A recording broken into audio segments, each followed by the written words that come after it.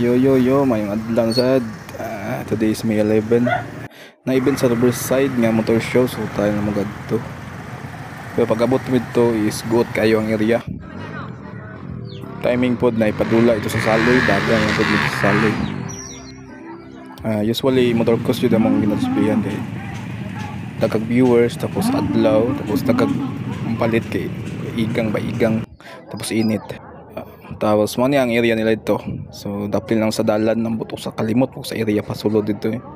So kani diri ang starting mutabok sa main road mo ni siya. So mo diri starting. Tapos pagtabok sa main road is mo ni ang truck nga lapok-lapok.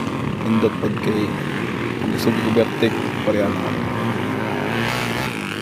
Sa mga organizer dila no, pang escape sila may mga event pareha.